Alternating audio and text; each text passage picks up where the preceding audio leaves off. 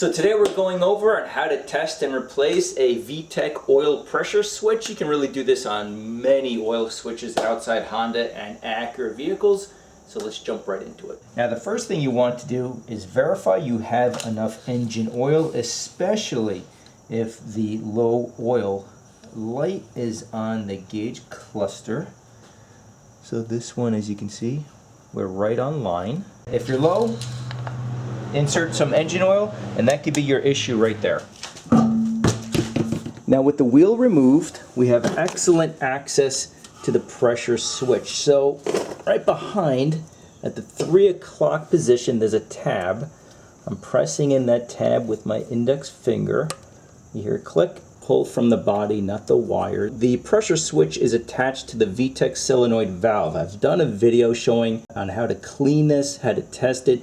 If you have a low oil pressure warning on your dash, it may be that this is clogged and you just need to clean it out. So I'll link this below in case you want to check out that video. It's very, very easy to follow.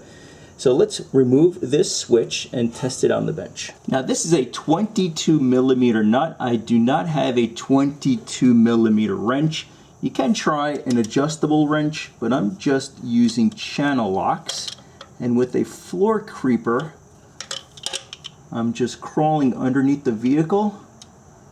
So it's almost like I'm bench pressing these channel locks up, okay?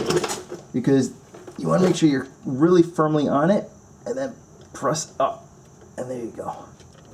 And if you are replacing the part, you'll have a brand new O-ring. Now to test the switch, we'll need a digital multimeter. Now this runs for $25. I will link it in the description box below in case you need one. And on the multimeter, you want continuity. Now that looks like a Wi-Fi hotspot. So make sure you are on that setting. Just grab your leads that come with the meter. Now in this case, it does not matter where the red and the black lead goes. If you take a look at the oil switch, you have 2 prongs. You're simply placing one lead onto any prong, okay? And if this is a working switch, we should have continuity and you'll hear an audible alert, okay? And we do. This is a working switch. Now you can take this one step further, and that's by doing the same test while this is still attached to the vehicle, and then start the vehicle. And as the vehicle is running, you should have no continuity. And I showed this on the S2000 a couple of years ago. But when the vehicle is off, then you should have continuity. But this switch is in good shape. Now what do you do if you test this switch and it's working, but you have a trouble code 2646, it could be 2647, for this switch? What's the next step? So once again, using the multimeter, and you want the volts DC setting. So once again, at the harness connector, we have 2 leads. So let's first try the right lead. Now I have a probe that will fit perfectly into that harness connector. If you don't want to purchase something like this, you can use a paper clip. And if you are using a paper clip, just make sure it's not too large, otherwise you can damage the prongs inside the harness connector. So let's turn on the ignition key. Don't start the vehicle, obviously. Okay. And then the black lead coming from the multimeter goes to any good ground. So right here should be a good point, and we should see, and we do, battery voltage. So once again, watch, remove the ground wire. Once I hook it back up, there you go. So now we verified that we have no wiring issues. Now in your case, if you do not see battery voltage, just simply remove this probe and then just try the other side. Now in my case, I should see absolutely nothing.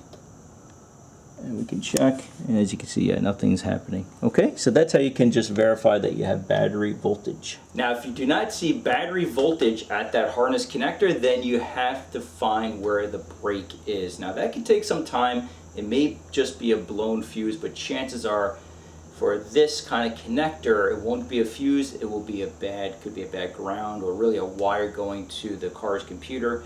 It can be a little tricky to find. There is a tool, I will list that below, that will find any electrical break throughout your vehicle. It's a little expensive, but it is well worth it. Maybe you can try renting one of these, but if you do plan on doing your own auto repair, it is an absolute must-have. So two things as we wrap this up. The first thing is, chances are if you have a trouble code for this switch, it's the switch itself. But if you test the switch, it's working correctly.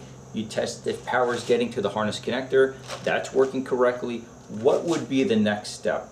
And that would be checking the oil pressure. Now you need to either purchase or maybe you can rent a tool that you simply screw into the engine and you start the vehicle. And it looks something like this.